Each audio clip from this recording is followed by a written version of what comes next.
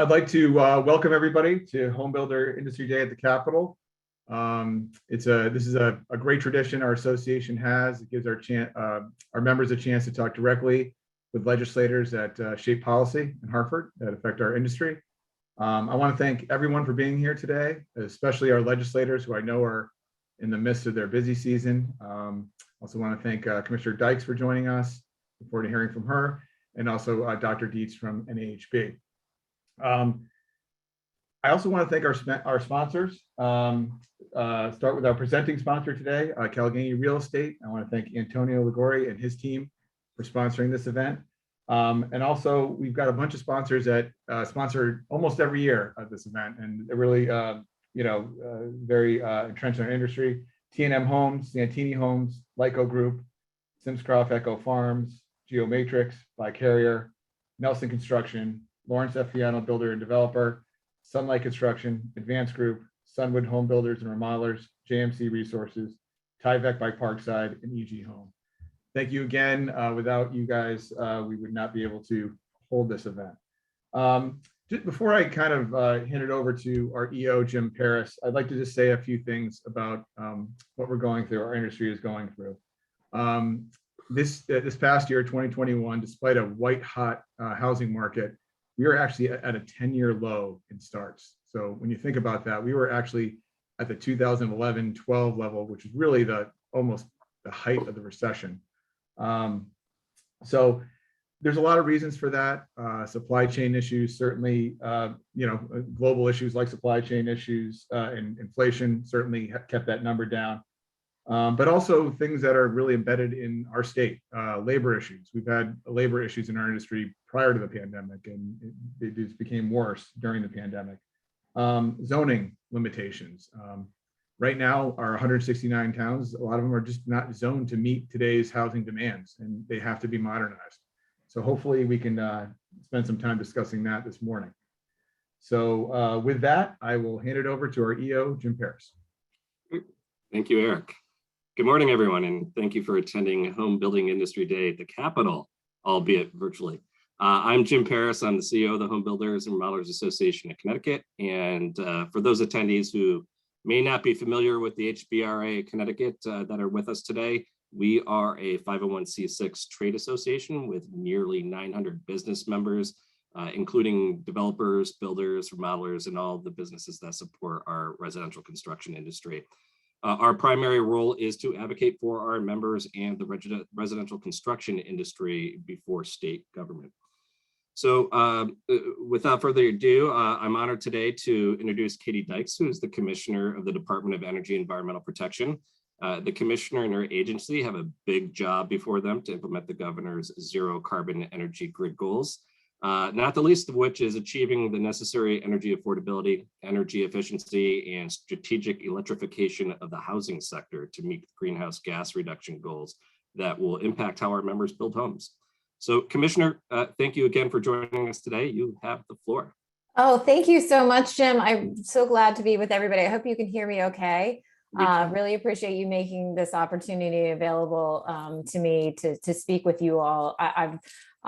This is an invitation that I was so excited to get because there's a lot of work that we need to do and that we need to do together in order for us to be successful at DEEP in helping the state meet our various climate and resilience goals, and in order to help residents of the state have access to affordable housing that can be, low cost to heat and cool, and hopefully in a way that's reducing greenhouse gas emissions and ensuring that our housing stock is resilient to the accelerating impacts of climate change.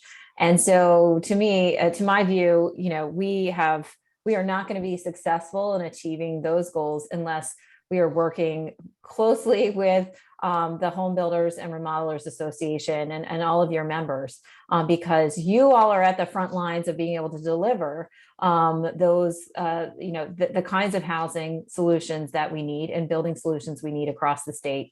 You know best what works in terms of implementation and what customers are willing to pay for and what challenges you're seeing. And so I know that we're not going to be successful at DEEP unless we're both sharing what our goals are, but also listening and having more direct dialogue with you all to understand what solutions are going to be most workable, because this is a space that, we know that we need a lot more partnership. I'm just going to speak real briefly about what we're doing here at DEEP and some of the challenges that are ahead.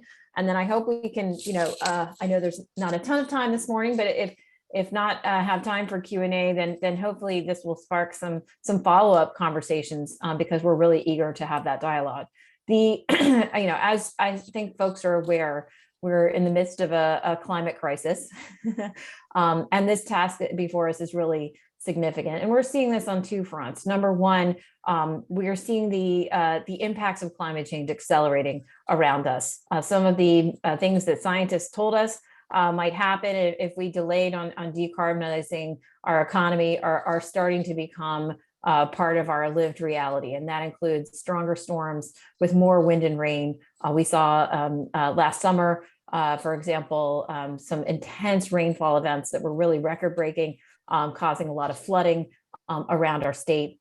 We know that that's going to accelerate. We know that there's going to be an increased frequency of high heat days, a five-fold increase in days above 90 degrees Fahrenheit each year. And so when you think about what that means in terms of cooling needs across our state, that becomes not just a luxury, but actually a public health necessity to have access to affordable cooling in our buildings. At the same time, we're seeing sea level rise of more than 20 inches that we're expecting by 2050. And that's because of the carbon emissions that have been put into the atmosphere to date, not even counting additional emissions that could occur between now and 2050. So when I look across our beautiful state, we're blessed to have a lot of coastline, a lot of access to the water, but that also means that a lot of our high value, our property value is in that housing, in those buildings that are all along our coastline. We are second only to Florida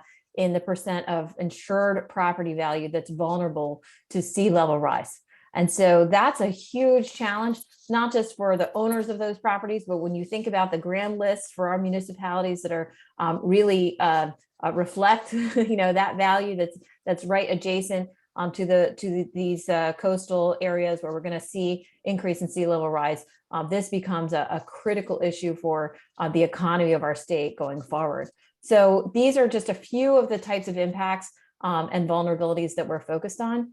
And we know how important it is for us, not just from a economic development standpoint, but also from a public health and public safety standpoint, to ensure that homes that are vulnerable to these impacts are being built or refurbished in ways that help protect our citizens as shelters from storms and heat for our residents who need to be able to adapt to this new normal.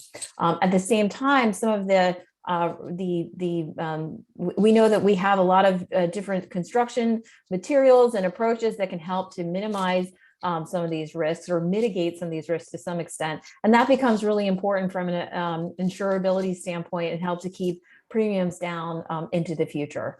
But helping to ensure that we can make these resilient practices, not a hindrance to having a competitive business model, but a value add, right, that becomes a selling point for residential construction, is something that we're eager to work with the folks in your industry to better understand how we can position different investments or supports or grants or low-cost financing or other supports that the state can provide, as well as working on codes and standards and other types of regulatory tools to help ensure a level playing field.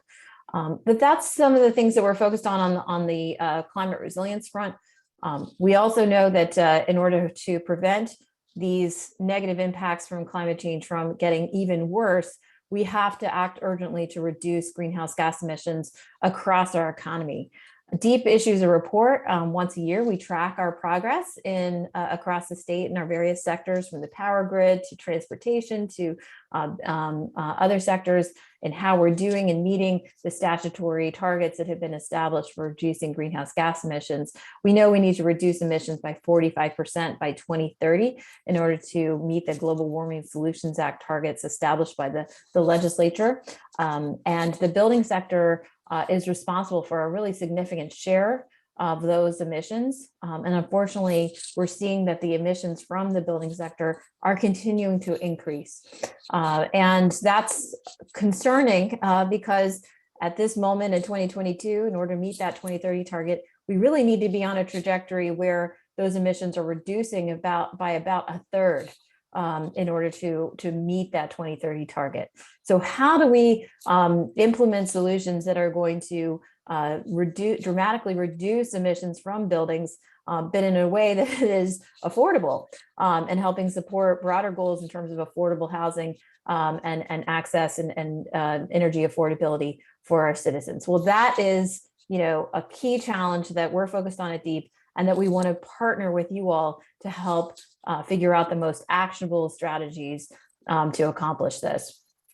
Of course, we have a long history, over 2 decades, of supporting the energy efficiency programs that the state has implemented in partnership with our utilities. We're looking actively at ways that we can reimagine or reposition those programs to make them more accessible for home builders and remodelers.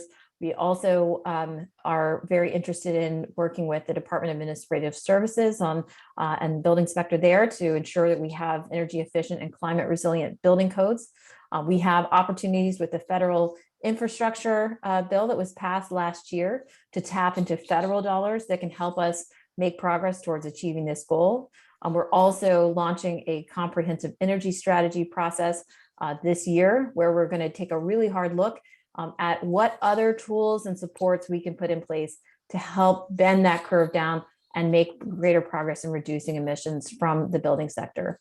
But I just really want to stop by saying that, as we talk about all these things that we urgently need to get done, I'm really interested to hear from you all and to have more dialogue with your members about what challenges you're seeing and where we can find some win-wins between these climate goals that we need to achieve and what can help to advance or really expand access to these opportunities for those of you who are in this business of delivering and building housing and remodeling homes for our citizens. If it's workforce development or helping to think about how we can work with other states and the federal government on supply chain opportunities associated with advanced heating and cooling technologies, or more training around deployment of heat pumps or those sorts of things. We're also thinking about how we can work on more education or on marketing to help raise awareness or better market some of the energy efficient or advanced energy features of homes that are being built to tackle or to respond to these climate necessities. As we see the significant increase in people interested in driving electric vehicles, having access to the utility rebates to install electric vehicle chargers could become a selling point potentially. We know that installing heat pumps can be great, not just for the things I care about, like reducing emissions, but also giving people more zonal control over their heating, cooling, or providing for greater levels of comfort when we thinking about air sealing and reducing drafts through our envelope improvements that can be supported through the energy efficiency programs. Not everyone's going to be motivated to take action and implement these technologies just because of an environmental concern, but there are so many other benefits that come along with modernizing our homes and our building stock to reduce emissions and be more climate resilient. That could be selling points around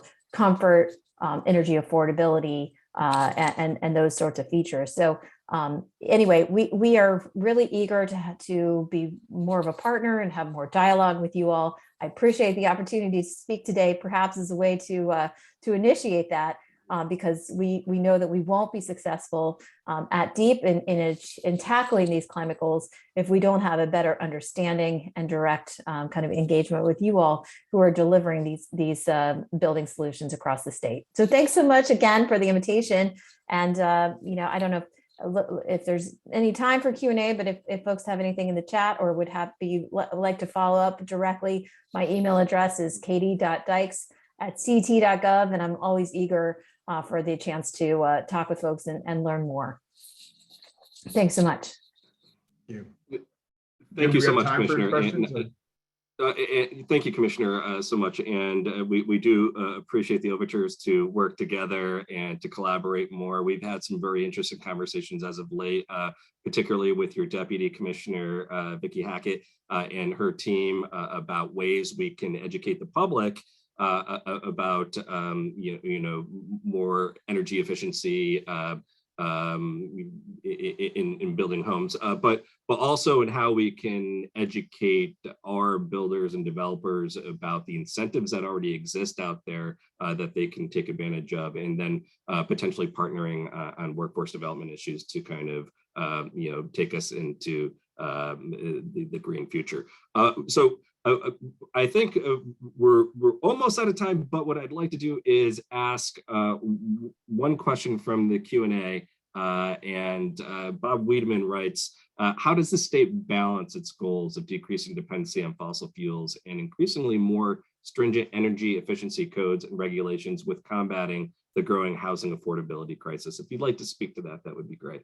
Yeah, we know that having a focus on the first half of that question without an understanding or a focus on the second half of that question, we're not going to be successful. So I'll say that we were really fortunate over last year to have some support from the legislature with ARPA funding to support an energy or home affordability initiative at DEEP. We've been actively building out our staff and attracted some really talented folks to come and run that program. We think that these solutions in terms of reducing emissions in our buildings have to be affordable. They have to be cost effective, and they have to be attractive if we're going to mainstream them and get broad level support, right? And so, that's why I'm really eager for us to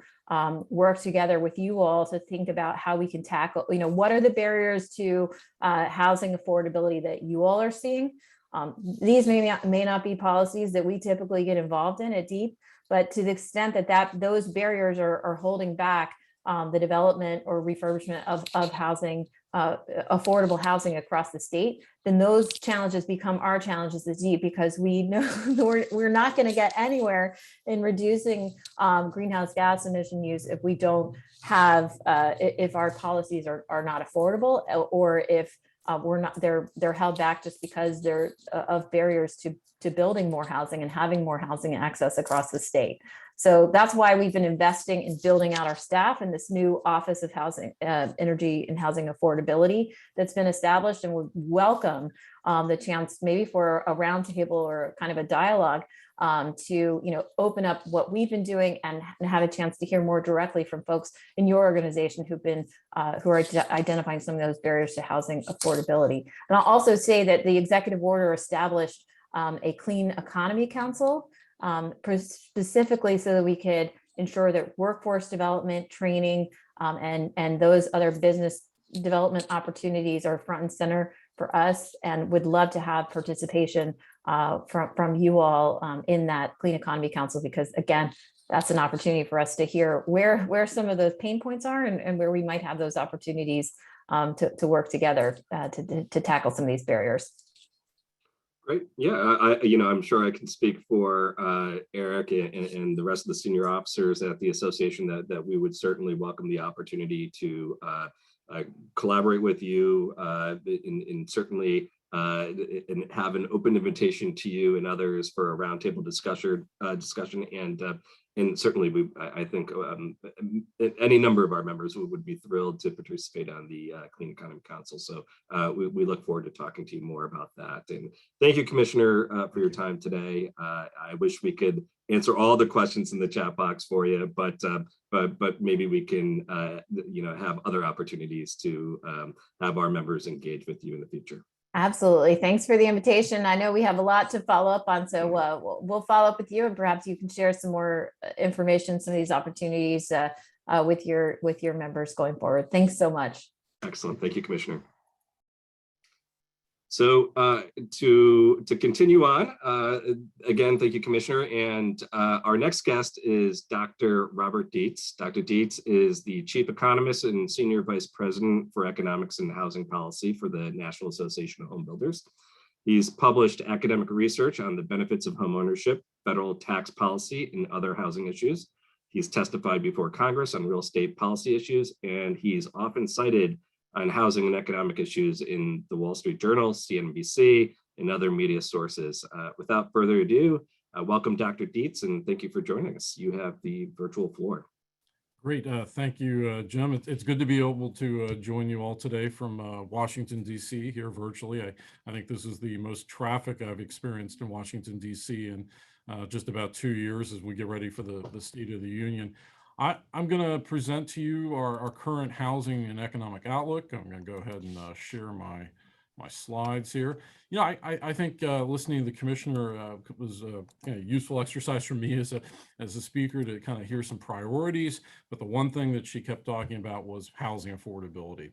And so from the material I'm going to provide you today, which is a look at macro conditions and then some of those barriers to supply, again, that the commissioner mentioned, what is the status of those current conditions and how is it going to impact the overall level of home building over the next couple of years.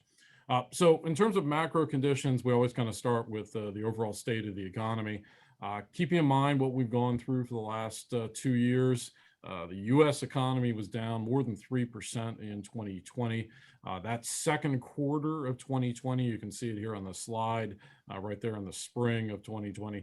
That was the worst economic quarter we've had in the United States since World War II.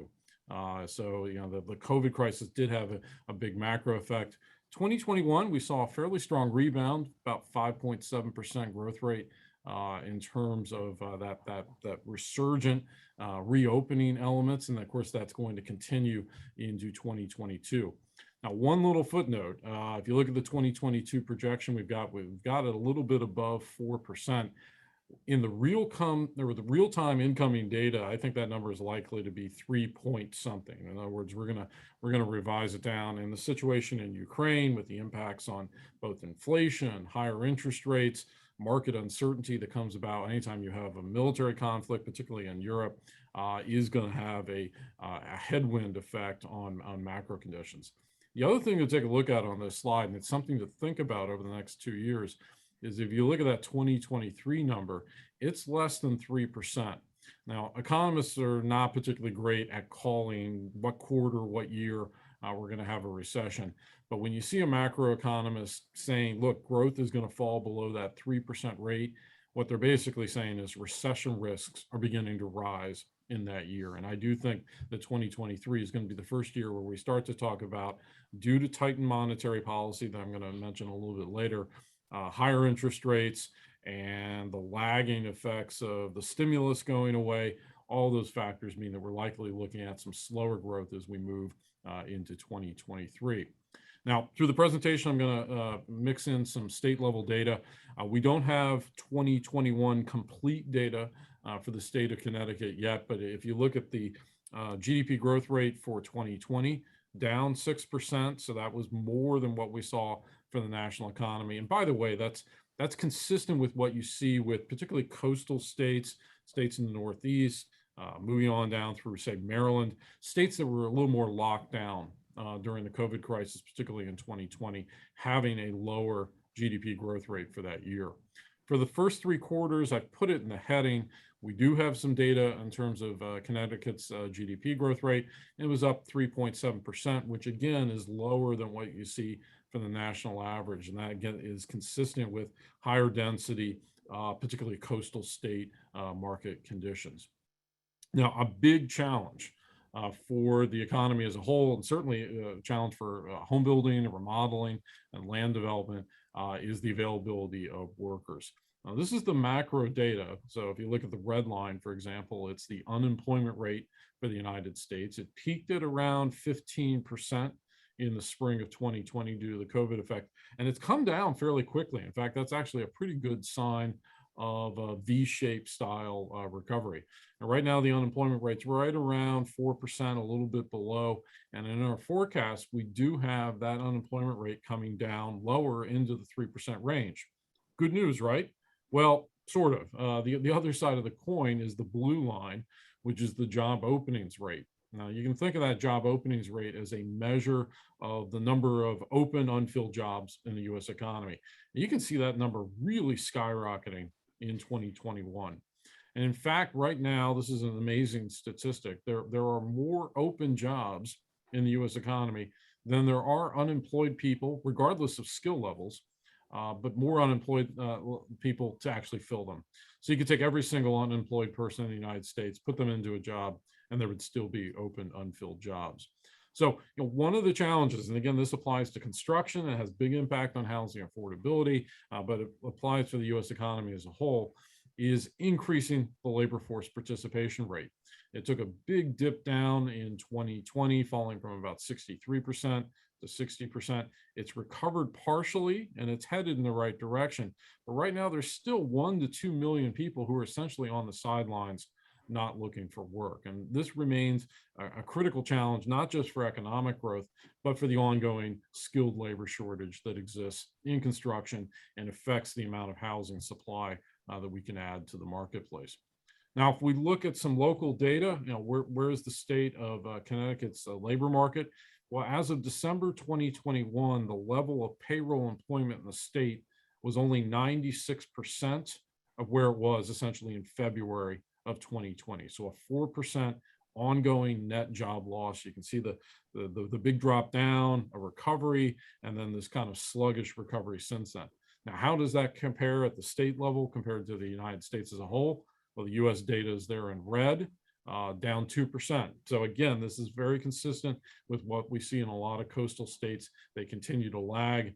And just, as a FYI, the places that are lagging the most are places that not only had strict COVID limits, but had a real strong intensity on the service sector, travel and tourism. Places like Hawaii and Las Vegas having ongoing job losses, but a 4% decline for the state compared for a 2% net decline for the country as a whole. Now, the big macro factor, and this is going to lead to monetary policy and housing affordability, is the rise in inflation.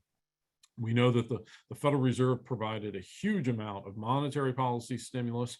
We had multiple waves of fiscal policy stimulus during the COVID crisis that pushed a lot of money into the economy, although monetary velocity was a little bit lower, but nonetheless, the result of that has been elevated inflation levels.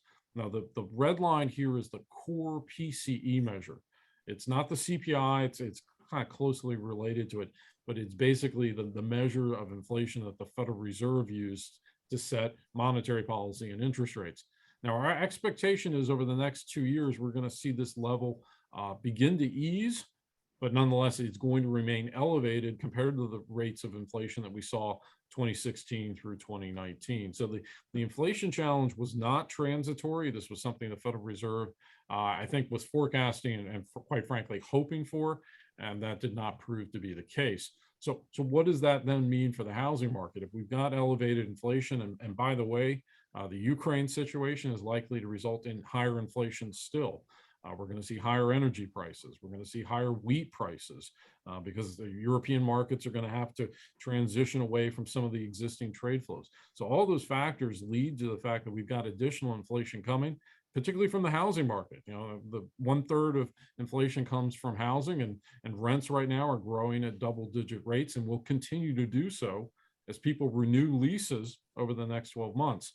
So that puts the Fed in kind of a tight box. Now they have a dual mandate. They're in charge of trying to keep maximum employment, and we've got the unemployment rate going down below 4%, but they're also supposed to maintain price stability.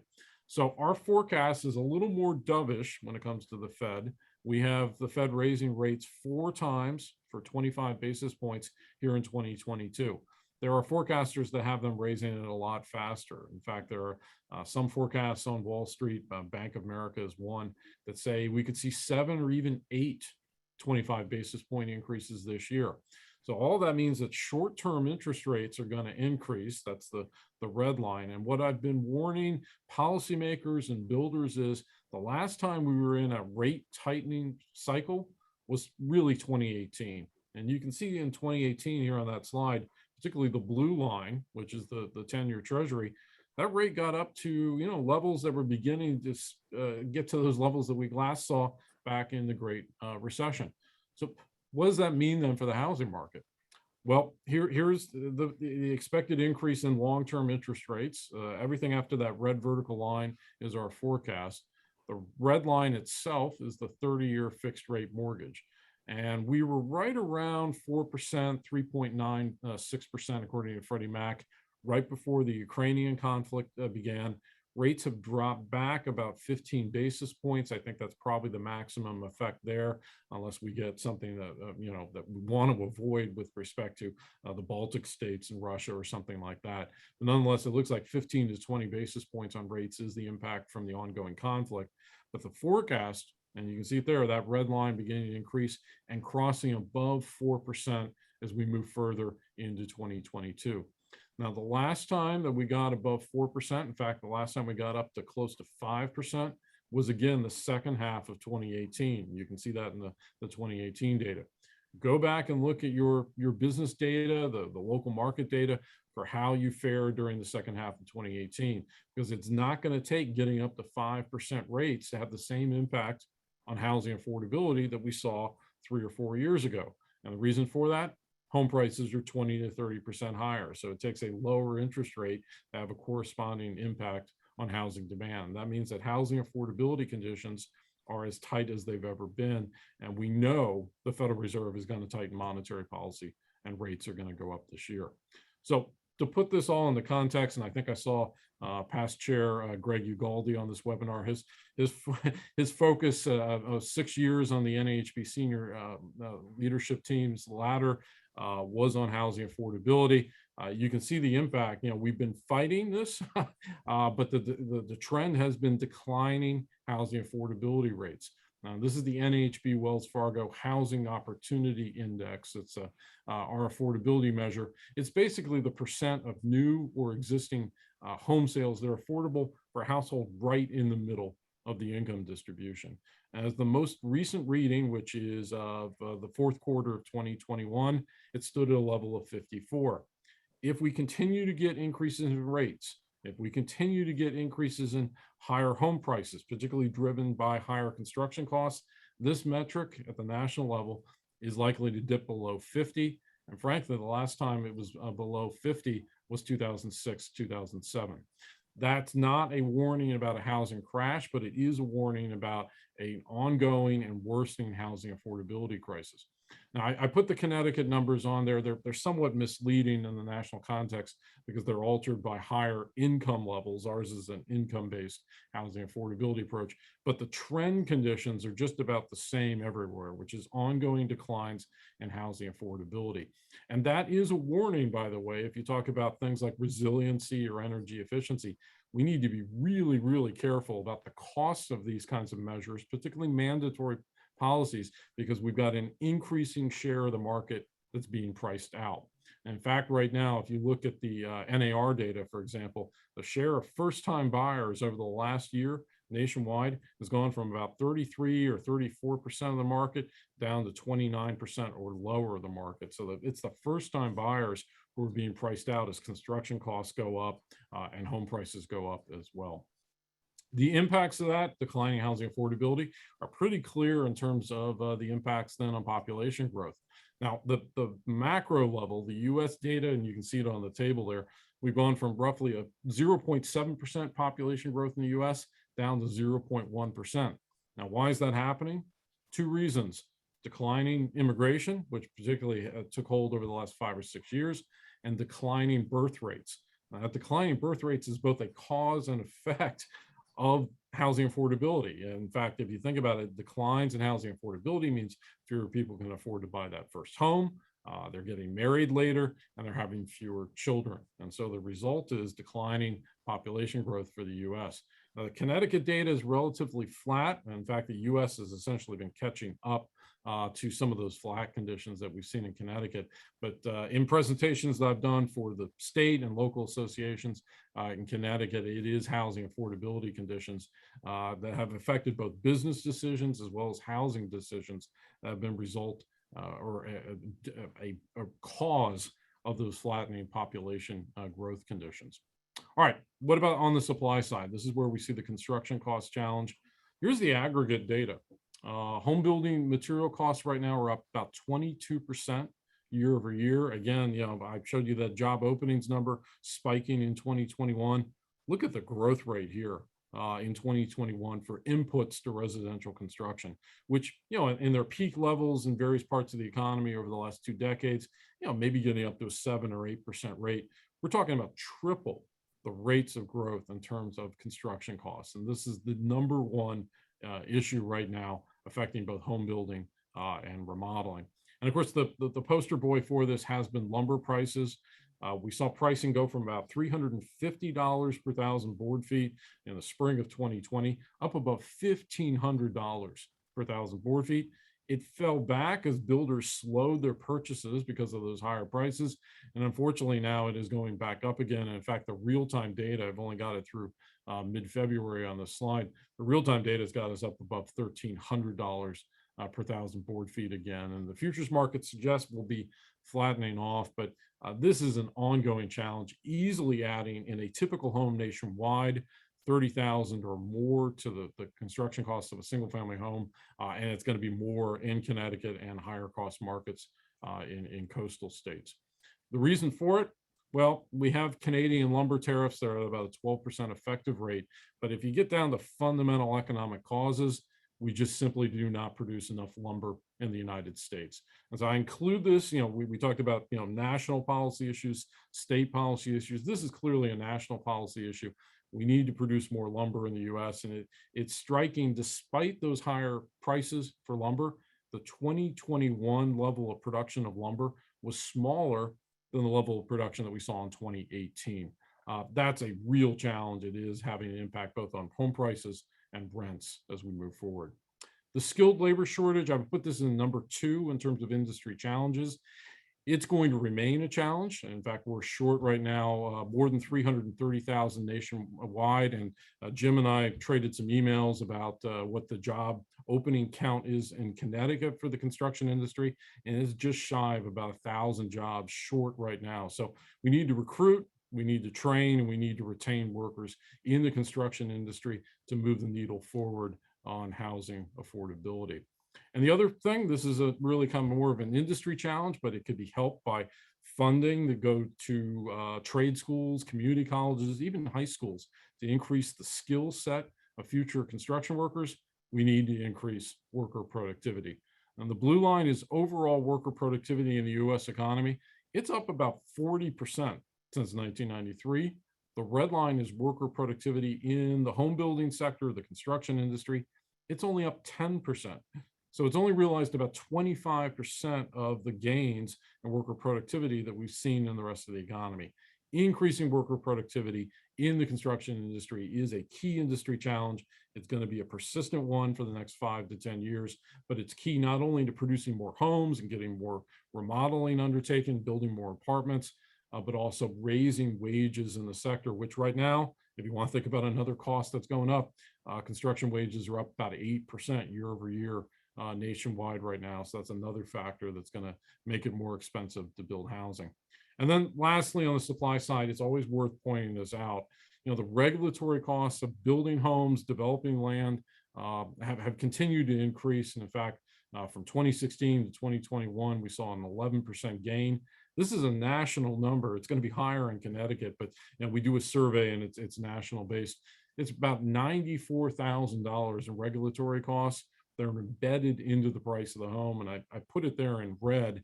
It represents about 24% of the price of a new single family home. So, if we're thinking about policies, whether they're, again, energy efficiency or resiliency or those kinds of things, we also need to be thinking about housing affordability.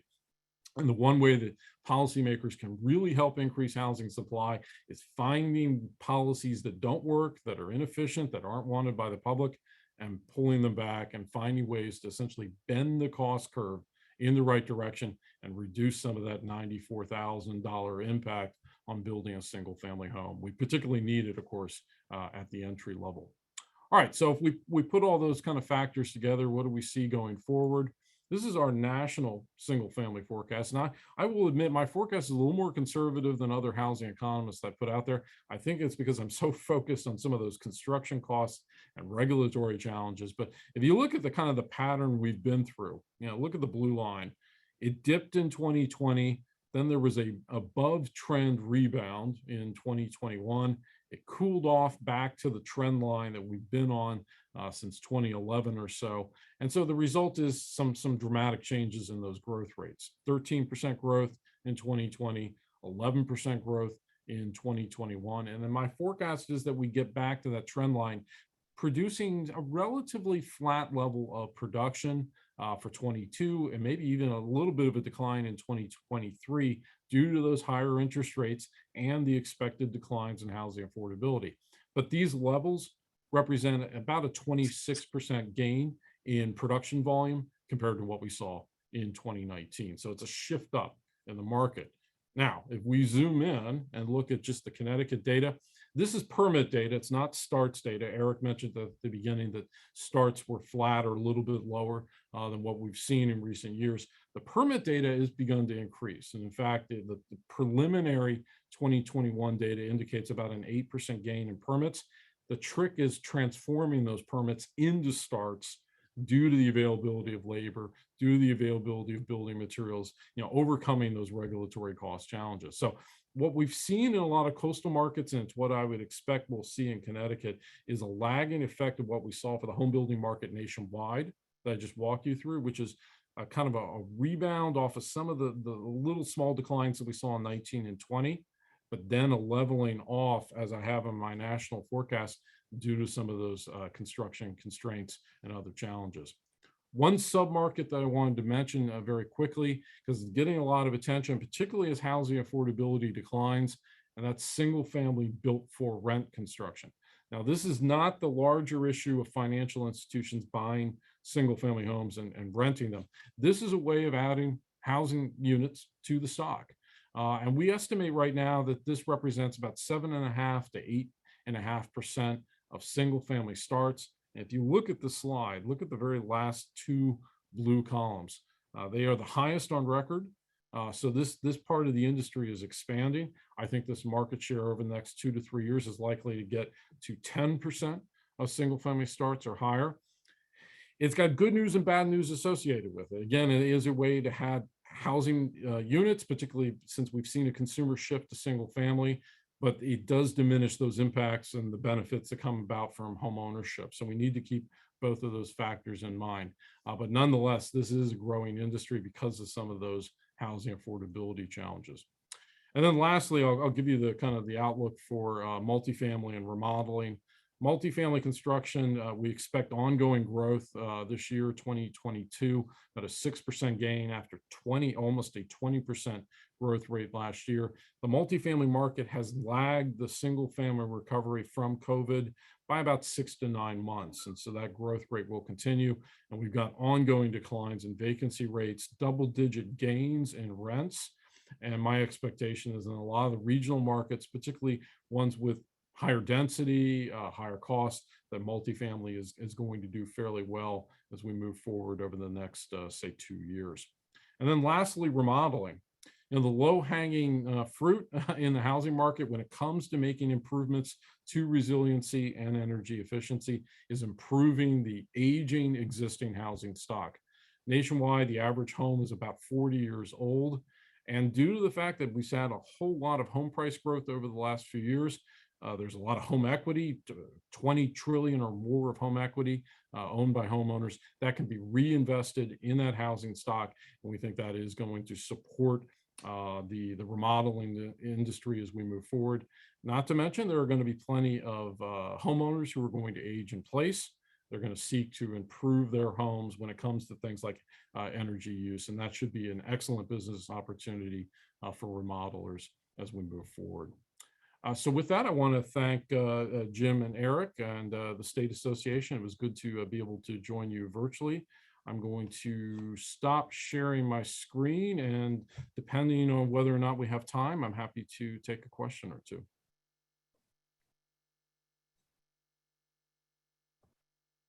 Eric, I think we might, we're kind of running right up to the end of Dr. Dietz's time, but I think it might be appropriate to ask one question at least from the Q&A.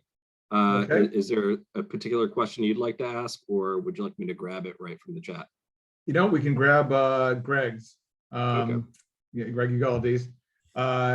We hear that the war in Ukraine may delay interest rate hikes even with higher inflation.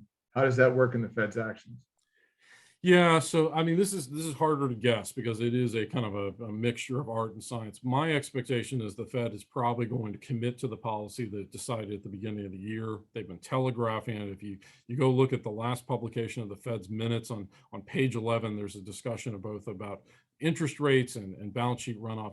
I don't think there's a big impact from the war on monetary policy because of the fact that the inflation data continues to deteriorate. In fact, all the incoming data suggests that those prices continue to rise. So I think we've got to prepare ourselves for mortgage interest rates to, kind of take a little bit of a dip right now due to the flight to quality, buyers, investors buying bonds, but interest rates are going to move higher this year, which is why it's so important to work on all those other cost factors, lumber at the national level, regulatory factors at the state and local level. Thank you. Great. So thank you, Dr. Dietz. Informative as always. Please share your slide deck with us when you have a chance. We'd be thrilled to share it with the attendees here today. Thank you. Thank you. So thank you again, Dr. Dietz, for your presentation. And now I'd like to transition to the last portion of our event today, and that's the legislative panel moderated by our HBRA President and Chairman, Eric Santini. Eric is joined today by legislative leaders from the Housing Committee and the Planning and Development Committee. Our panelists include Planning and Development Chairs, Senator Cassano and Representative McCarthy-Vahey, Planning and Development Ranking Member, Representative Zullo, Housing Chairs, Senator Lopes and Representative Williams, and our Housing Ranking Members, Senator Ciccarella and Representative Paletta. So Eric, the floor is yours. Okay, thank you, Jim. And thank you once again to our panel for joining us today. It means a lot to us, and this is we definitely value this and your time. So what I'd like to start out with is just introducing each one of you, giving you guys a chance to just for a couple of minutes to talk about what initiatives you'd like to see in this session that would help spur housing growth. It's obvious what Dr. Dietz said. We're not building enough housing in our state. So what can you do in your respective committees to get us going? So I'm going to start with Senator Cassano. Thank you, Eric.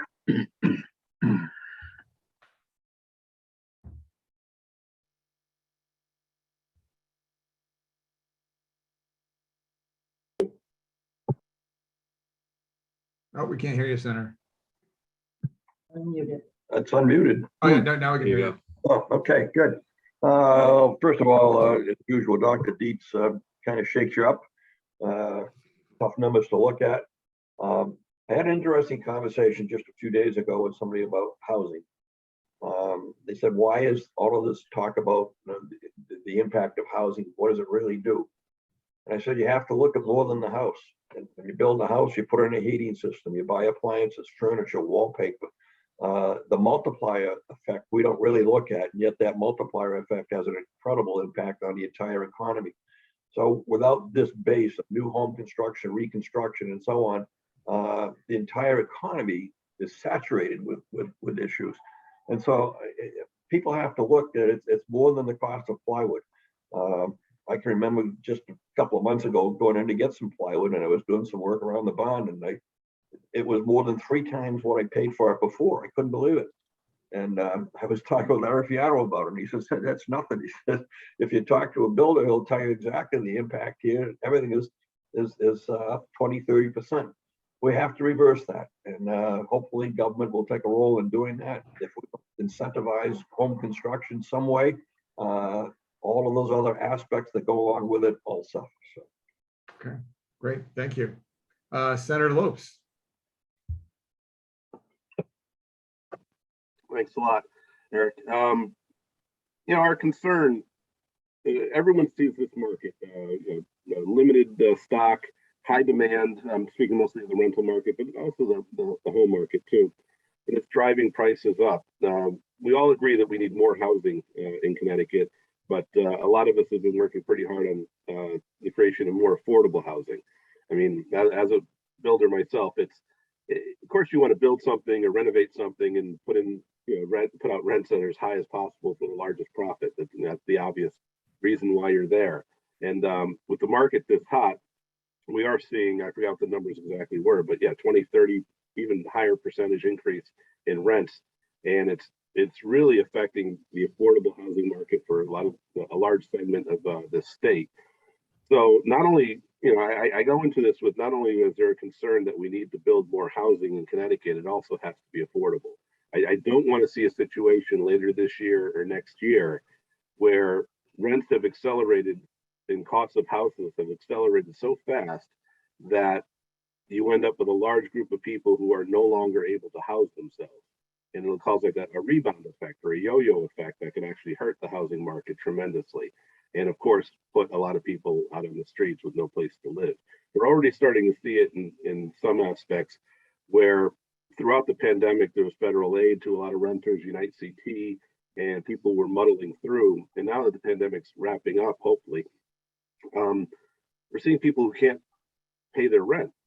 And maybe they haven't been, maybe they've fallen behind. And landlords, even like myself, have just kind of like, pay what you can for a while. Let's just get through this. But we're hitting a situation where not only are people behind, rents are increasing. And if people couldn't make it before, they're not going to make it with a higher rent. So they're going to have to find another place to live. But I can tell you in some of these, looking into the affordable market, there just aren't rents out there. And there's no places for people to go. So I'm worried that this could be a drag on the future housing market, rental market, and the entire general economy of Connecticut. So, not that the market's hot, but every time the market's hot, pessimists like me sometimes look at it as like, how can this thing crash? Because I've been in the business long enough to see 2 spikes and 2 crashes, and we're always thinking it's coming, just a matter of when. And I hope I'm not on the wrong side of it. Thanks. Thank you. I will Representative McCarthy-Vahey. Eric, thank you so much, and Jim, and to your entire organization for having all of us here today. It's great to be here with my colleagues. And it was wonderful to hear from Commissioner Dykes and from Dr. Dietz, just to have kind of that overall framework. I want to just piggyback on something that Senator Lopes said, which is that we all agree that we need more housing in Connecticut. And I'm not sure that's true. And I think that's one of the things that we're challenged with in having some conversations. Your question, Eric, was, what can we do in our committees? And I think that the business community more and more, and certainly the home building community, does agree with what Senator Lopes said, and specifically the need for more affordable housing, as so many more people are housing cost burdened, especially those who have been disproportionately impacted with the COVID epidemic. But in our committee, we've had a lot of really difficult conversations, and I think one of the things that we all can do, whether it's in the legislative committees or in organizations, is really to agree on the definition of the problem. And I think that's something that we're going to have to continue to work on. I think there are some folks who really understand the nature of that problem, the fact that we are supply constrained at every level of the economic spectrum at this point.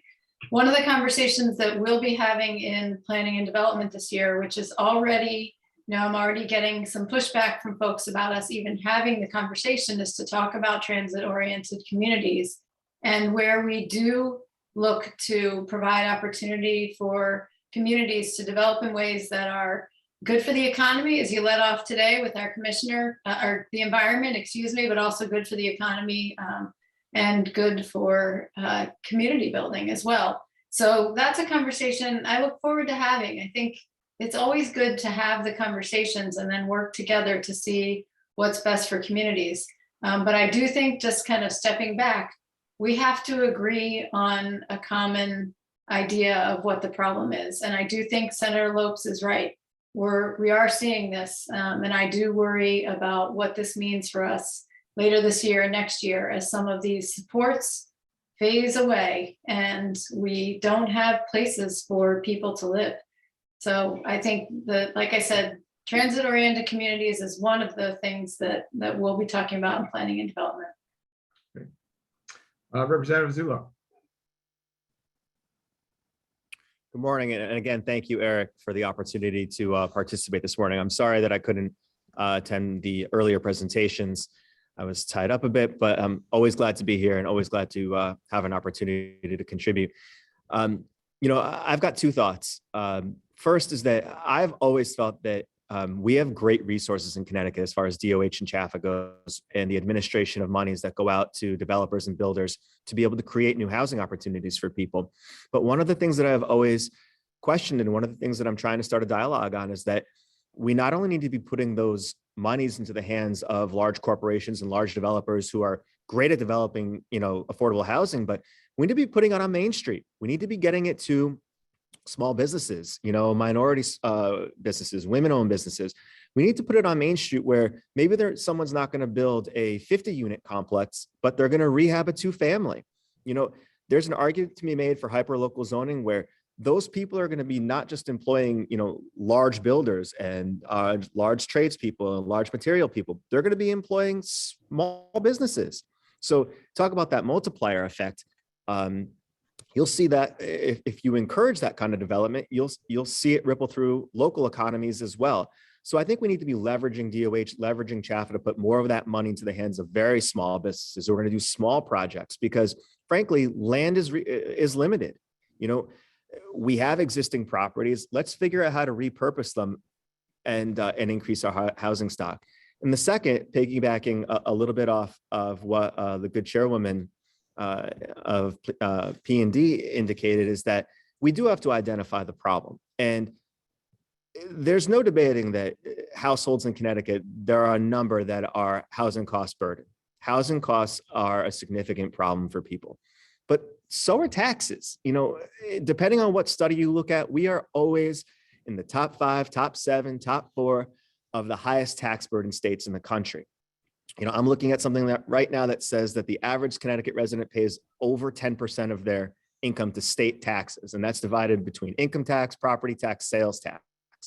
It may be a reality that housing costs are on the rise, and there may not be a whole lot we can do to stop that. But if we can free up income in other areas so that people can afford to pay a little bit more for housing, well, then they're going to become less burdened. So I think we not only have to look at creating more housing opportunities, which is definitely something we have to do, but I think we also have to look at making the state more affordable in general, so that if the reality is that housing is going to continue to cost a little bit more, people have a little bit more in other areas to be able to spend on it. So again, just my two thoughts, and I appreciate the opportunity. Great, thank you. Representative Williams. Good morning, everyone. Mike's working? Yep. No, really glad to be here with everyone, particularly as a new chair of housing. I think this is an incredible opportunity for all of us as a community to address the concerns and challenges and obstacles that we all know to exist. And what do I mean by that? I think about the young student that just graduated from UConn or Yale or Quinnipiac or many of the other great institutions of higher learning in our state. If they're looking for their first home, whether to buy because they were able to save a little bit, or if they're looking for their first rental property, where could they afford to live with their first job? Probably would have a lot of difficulty. When I think about my mother-in-law, who currently lives in Greater Kansas City, who wants to move out here to be closer with her daughter, and you look at what her housing costs out there versus what it costs out over here, and where would she be able to move to? Don't really have a good option. When I think about my own mother, was a little bit older than my mother-in-law. Don't tell her I said that on the recording. When she's looking to downsize and wants something a little bit smaller, maybe a little bit more convenient, that's near transportation, so she doesn't have to drive everywhere, but can still get her to church fairly easier. If she was to get a smaller home, something a little bit more convenient, easier to take care of, where would she go? Still would be very, very difficult. When I think about baby boomers that are now empty nesters, they said all their children are gone out the house, they wanted to find something different, where would they go? It would be difficult in all of our communities. So if we can recognize that no matter the budget, if we can recognize no matter whether it's the first home or one's last home or somewhere in the middle, every single constituent would have a difficult time to find the home that they're looking for in their budget. So if we clearly are a state that has a high demand for a lot of good reasons, right? Great institutions of higher learning, a transportation system that is good, but could use a heck of a lot of work, early education systems that are great places, great public school options, and many private school options that are great. An opportunity to have a social scene that is affordable. So if you try to buy the same ticket here versus in New York City, you'll probably save anywhere from 30 to 40%. So we have a high demand for wanting to live in Connecticut. But we still have a high cost for housing. So the only way to fix that, according to economics, is if we have a high demand and we have a high price, is to increase the supply, which is where you all come in. We need to figure out ways to empower you all to make the developments that make sense for Connecticut. Things that are environmentally friendly, things that can be built that can lower the potential for energy costs or for energy expansion. We would need homes that are in networks that are either near transportation or why you would not need to have your own car. These are the movements in which we are going to, because we have to. One, for the environment, and because we really can't afford to do it any other way. So I think it's really our job, and I think we do have a whole host of good policies and proposals and bills, whether in the Housing Committee or in P&D, that can do the exact things that we are talking about. And I'm looking forward to our first public hearing today in a few hours, because I do think there's some solutions on the table. So the thing that I would ask us all is that we can recognize that, once again, there's no bills that are perfect, and I think that's a truism at this point, right? It's really easy to raise the alarm and raise the flag to say, hey, something's wrong. This isn't the best. This needs to be better. What I think we all need to do is come with the real solutions. Here is how to make it better. And I want to give one quick example, and I know I'm probably over my time already, but this is a thing that speaks to my heart all the time. I look at Montgomery Mills in Windsor. It is a space that many folks look at that is the exact sort of development that we want to do in the state of Connecticut, because of density, mental impact, because of the affordability for all different levels, so on and so forth. It is darn near impossible to recreate that in much of our state, and this is a property and development that many people love. So I think it's going to be our job to figure out, along with all of our constituents and the stakeholders, to say, if this is the property that we are looking at as the best model property, what things do we need to change to make it actually work throughout the state? And if we say that is not right for your area, it's really that I'm looking forward to hearing why it's not right in your particular area, and well, where else is it going to be right for? Because it's a model property and a model development that we've all said that we like, and yet it's so difficult to recreate in the entire state of Connecticut. Thank you very much, Representative Williams. I'm Senator Cicerello. Thank you. And thank you for the invite to be a part of this conversation. It was great to listen in the other panelists on the federal side. And I'm happy to be a part of discussion here on the state side. I do apologize for my lack of connection with video. I'm doing 3 Zooms at once, and I'm using my phone for this one. So I do apologize, and I hope that you can hear me because I am having some connection issues. But going last, my colleagues have covered a lot of topics that do need to be addressed at the state level. But things that I'm specifically paying attention to was touched on briefly, which is workforce development. I'm sure a lot of the builders that are on this call are having a hard time getting a hold of good tradesmen. You know, to find an electrician, a plumber, a pipe fitter, it's so hard, and there's not enough workforce. And we're focusing on bringing some of that workforce development attention to specific trades that could help the builders. And I think it's imperative that we support that, because you're going to need, help and staffing to handle the building needs that are coming, that are here now. We see already that, housing is in great demand, and you're going to need the workforce. So I think, here and now and in this session, we're really concentrating on workforce development. I think that's going to help, the trades be able to supply the home builders with the qualified skill and labor to get these buildings and homes built. We talk about the cost being a problem for home builders, and that's something that we do need to address. I was speaking to some builders, and they're actually members of the Home Builders Association. And they were saying, when they got into this business 30 or 40 years ago, it would take 6 months to get a subdivision approved. Now it takes 6 years. And along with those time, extensions comes money, attorneys, fees, interest rates. And I just think we need to find a way to make building easier and cut through the red tape. So the cost that the builders do incur don't get passed down to the people buying these homes. I just think we need to work with the home builders to find ways to cut through some of that red tape and reduce the cost of doing business, so we could make houses and housing that much more affordable. And I'm hoping that we could address that both here in this session and sessions to come, because that is one of the largest problems for my conversations that I have with builders, is just the cost of doing business.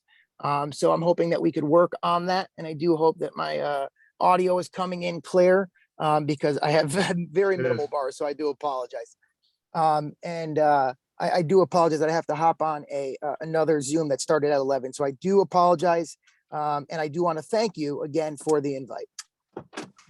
Thank you, Senator Chigarella. So actually, I'd like to kind of start off the conversation with, you had mentioned, the Senator had mentioned workforce development. And that's something that our association is sort of taking on head on. Our industry has really suffered from lack of an adequate labor force. And we're actually looking at possibly starting our own 501c3 that can train workforce in our industry. That being said, what else is being looked at? Because I do believe labor is a huge factor in our housing expense, especially on new construction. And I'll put it out to the entire panel, whoever wants to speak up on this. What are you seeing this session that could help? Are we looking at different ways to get to kids in middle school and high school that may want to look at trades? Senator Cassano's got his hand up. Yes, thanks, Eric. Well, I think one way we're missing the boat, I grew up in Massachusetts, small town, Nantucket. We had, as part of our senior year, we had what we call shop class. I learned how to use tools. I learned how to use all kinds of different things, built our kitchen table. I came to Connecticut, we don't seem to have that. The only shop classes I put in quote, obviously, in a broad sense here. We have schools designed for the quote shop classes, but we don't do that in the public school system to any extent. I know Manchester now at the junior high level started to do some of these classes, but this should be a routine part of the education system. And in doing that, it'll help direct people into the trades and so on, because if they don't have any exposure or experience to the trades, they're never going to be a part of the trades. And so if anything, on a statewide basis, under public education, this should be a part of the system, and not just a decoration. I mean, a serious part, because there are some people that just, this is their trade. This could be their trade, but they don't know about it. So Right. if we can do anything on a statewide basis, a public school system that expands this opportunity, it would be a home run. I wholeheartedly agree. Senator Chigarella? Thank you. So this year, what we are focusing on with the workforce development are two things. One, there is $110 million allocated to the governor's workforce development committee. And I do think that we need to focus a good portion of that on our schools. I think that it's so important that our students understand a couple of things. One, financial literacy. But right in line with that is the understanding that they could go into a trade coming right out of high school, be an apprentice, and within a short amount of time be making $100,000 a year.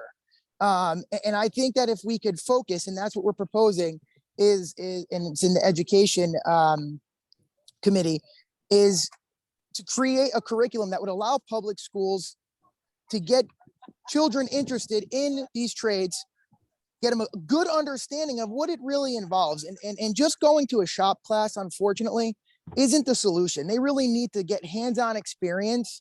And that's what we're lacking. We're lacking the ability to get the students from the schools to the job sites to really see what it's about. In shop class, it's great, but when I tour some of my schools, and we are really actively pushing workforce development in the 34th district, Wallingford has a great program, a pipeline program, getting students in the workforce. And we really have to continue to I guess, shine a light on these schools that are doing a great job of creating that pipeline. But when I tour some other schools, you know, they're doing a carpentry class and they're building puzzles with a bandsaw. Carpenters normally don't do that. They really need to see what it's like to be in these elements and get a good feel for it.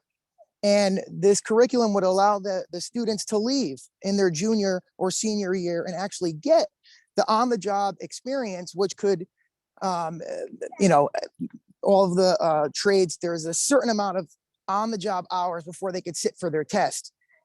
If this works, they would allow these students to already have half of their hours to be applied toward their apprenticeship, and they could be part of that working force much sooner. So that's something that we are doing. And one other thing that we're also doing is shining a light on our veterans that are coming back from service with actual workforce experience, whether it's in, you know, plumbing, heating, air conditioning, and allowing them to use the time that they have from their service experience to be able to count towards that on-the-job experience to sit for their tests. Now, that's already something that can be done, but part of that is in consumer protections in partnership with the Department of Labor. And talking to a lot of veterans, they don't know about that. So we are trying to shine a light on that program where the consumer protection can advertise to the veterans or work for, or Department of Labor, that there is the ability to apply the experience and time they have working in these trades while in service to what the requirements are to sit for these tests. So those are in process now. And I hope that we could get those pushed through so we could be helping our building trades. Thank you, Senator. I would like to mention too, to everybody in the panel, the Home Builders Institute, which is a branch of our NAHB, it's our educational branch, has a curriculum. Has a curriculum for plumbing, HVAC, carpentry, electrical. It's existing. It's across the country. The state of Rhode Island, our Rhode Island Home Builders Association, actually developed a 501c3 around that curriculum that trains mostly younger people that have actually graduated high school or college. They're looking to upskill, get a new set of skills and change their careers, which has been very successful. So the HBI, you know, the curriculum is out there, and it's something that I think we should look at. Representative Zullo. I just wanted to follow up on both Senator Cassano and Senator Ciccarella's comments. I think they're both correct, and I think the right formula is actually combining them both. You know, Senator Ciccarella has been great, particularly in my home district in East Haven, in helping us develop a workforce pipeline program where we have students who are able to actually go out and begin getting real world experience with businesses right in East Haven. But you know, you don't know that you want to become a carpenter until you build a birdhouse the first time. And you don't know that maybe that you want to become an electrician until you start tinkering with, you know, something in shop class or maybe in your house.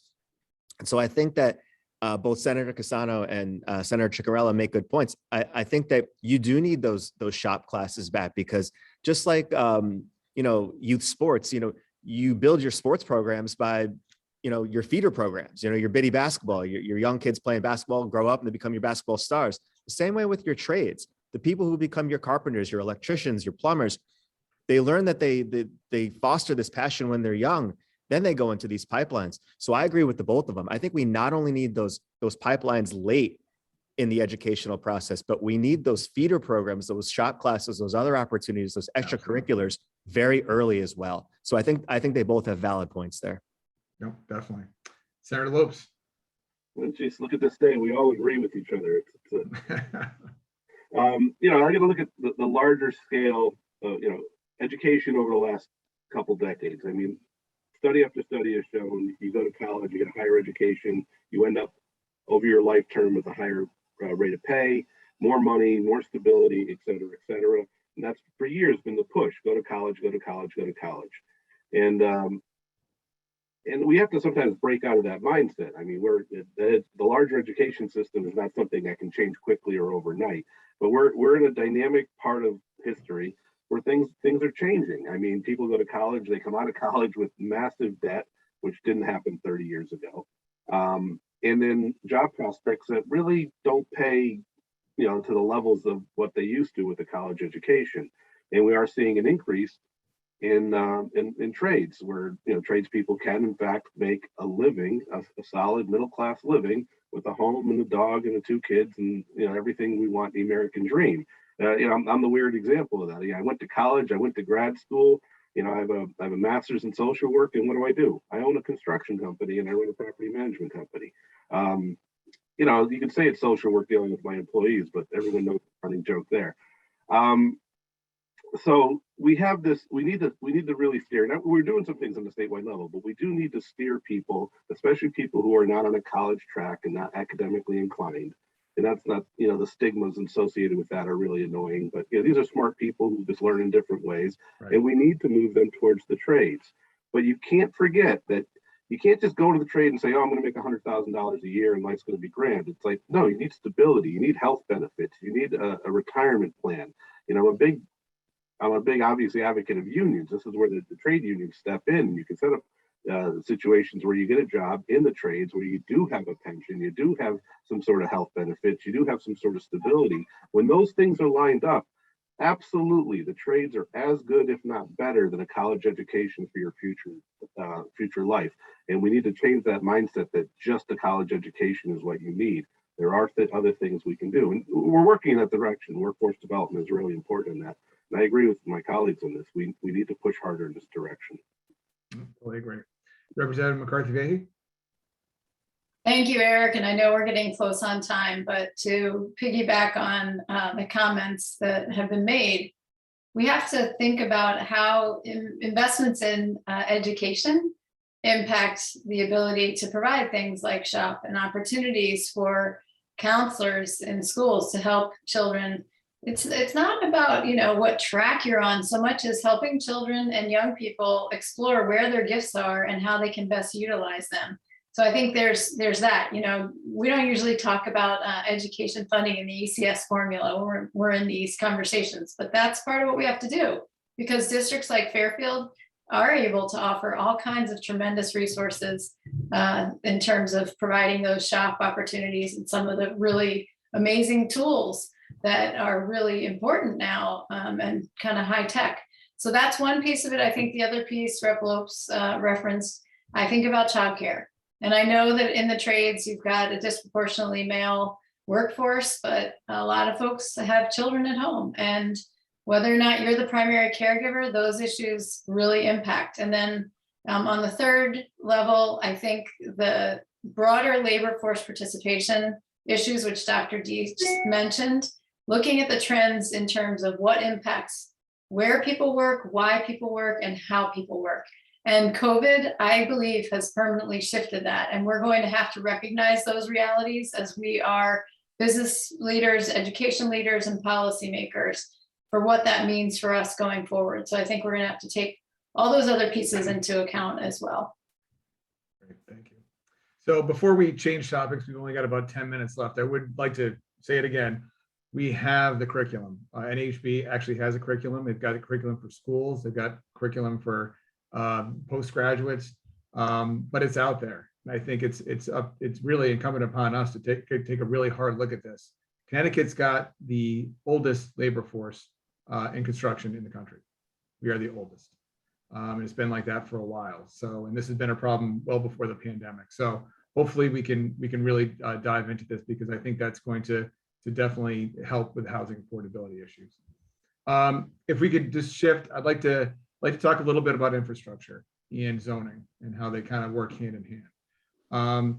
You know, Dr. Dietz talked about the starts and the permits and lag, and you know, and the cost of housing.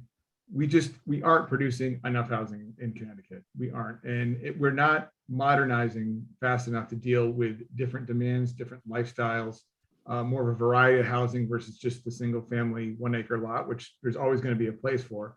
But much of the state doesn't have the infrastructure to accommodate that.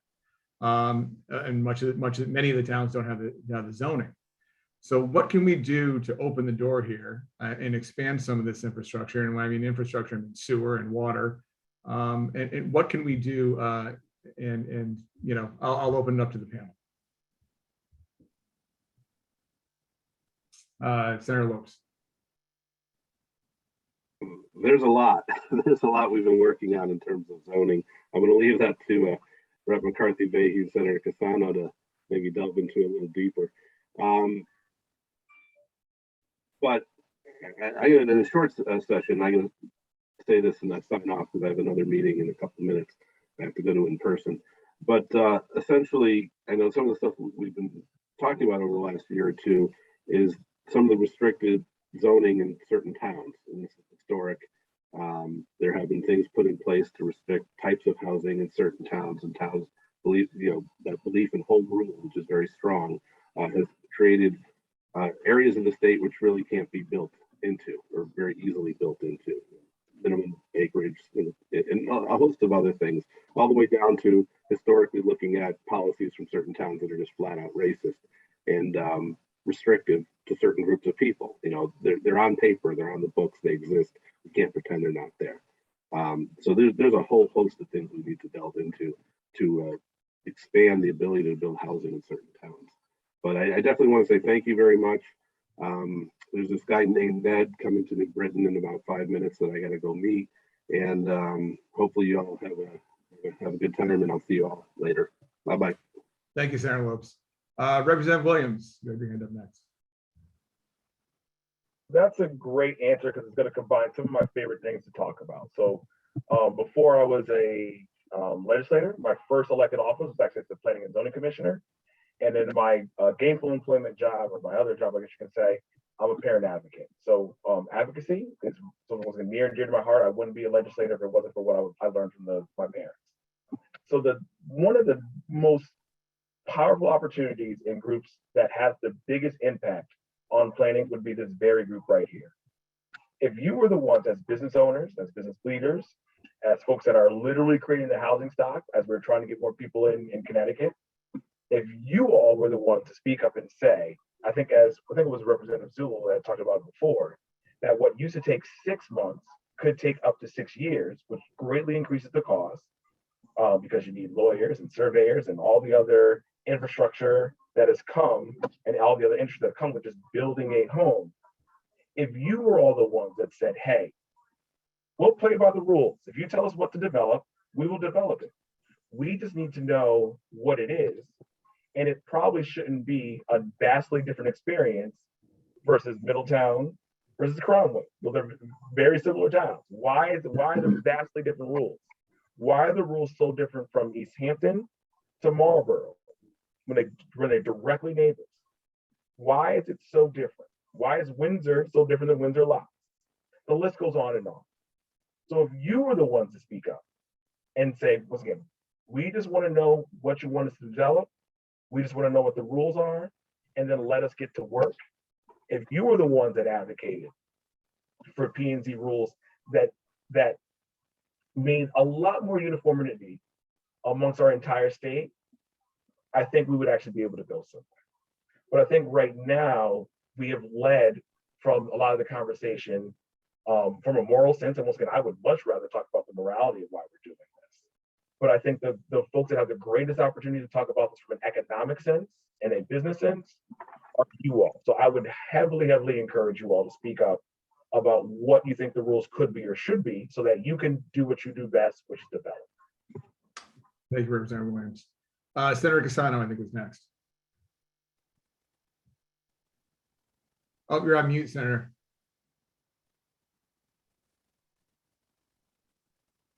Oh, still on mute.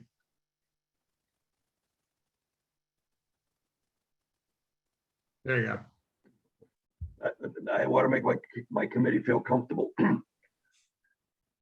One of the things that's missing here, I serve on transportation. I don't know if we've ever had a meeting with the transportation committee in the buildings, for example. We routinely meet with P&D, but if you can't get to the job, you can't do the job. And we are right now undergoing perhaps one of the largest renovations in transportation that we've ever undertaken. And so I think the investment that we're making is only a beginning. But again, I'll go what I said earlier, you got to be able to get to work. You can't, if you have to pay $10 or $15 to go to get to work, it's not going to help. So I think this is an incredibly important investment. It'd be interesting to have the builders sit and talk with transportation about some of the transportation needs. People have to get to work. If you're on in a city that has a major bus line, that's fine.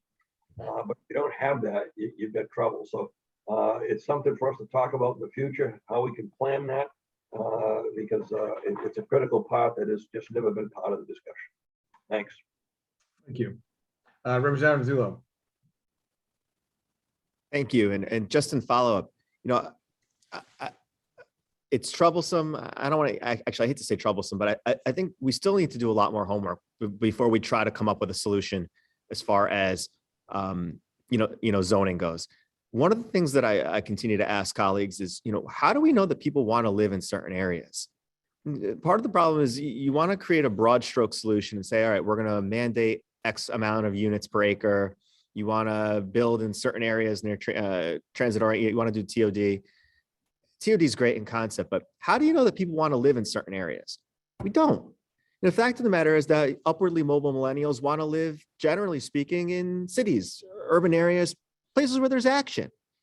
And mandating that a rural municipality, create certain types of housing, assuming that upwardly mobile millennials want to live there, may be a false assumption, which I think is one of the reasons why I continue to say that we need local solutions.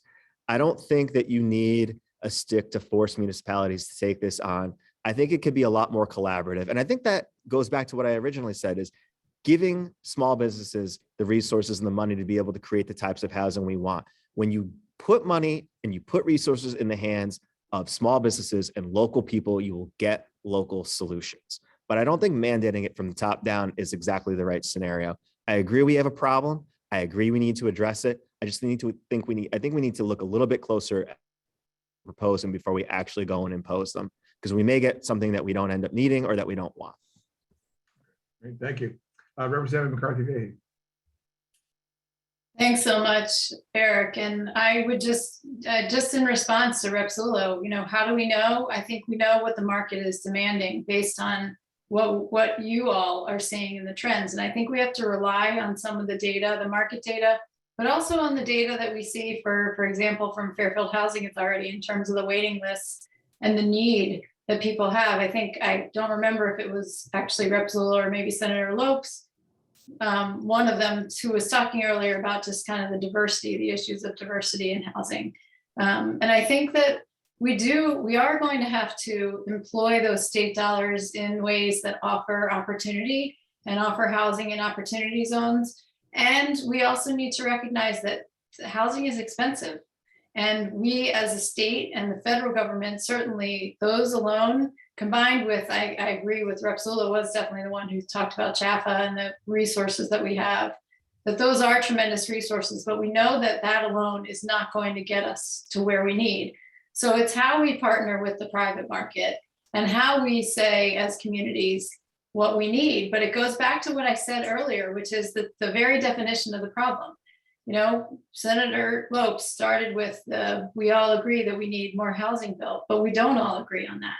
And we see and hear that in communities. You know, we have, I think, that fundamental piece of the conversation in terms of how do we move forward with some of those, not just the zoning pieces, but also how we fund, how we provide technical assistance, how we work together as communities. I think it's really challenging. And I do think that the tie-in to what Rep. Zula said about where folks want to live in terms of those places where there's action happening, that's what we've seen from the market. I concur with that. I think what Senator Cassano said about transportation and access to transportation.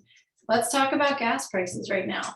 A war in Ukraine is going to have an impact on gas prices here in the United States, and we don't know how long. We already know that inflation is an impact as well. So all these things tie together. I know I'm not really answering your question, but I do think we've got to continue to have these conversations across sectors and not just those of us who talk about zoning, and those who talk about transportation, and those who talk about home building. We've got to understand the tie of all those things together and really look at those holistic solutions that include everything from the suggestions to put money into the hands of small businesses to how do we partner with the larger businesses to get where we need to go. Thank you. So I want to thank everybody for coming today. I want to thank all our legislators for taking time out of their busy day to join us and talk about our issues. We really appreciate your time. We hope to keep this dialogue going. I think it was a very productive conversation. And with that, Jim, is there anything else you want to add before we wrap up? I too would thank our sponsors, our speakers, our panelists, and all our attendees for taking time out of their day to be with us today. This event will be recorded and will be posted on our YouTube channel as soon as it's ready. So with that being said, I believe we're already 1 minute beyond our allotted time. So thank you again, everybody, and goodbye. Same time next year. Same time next year.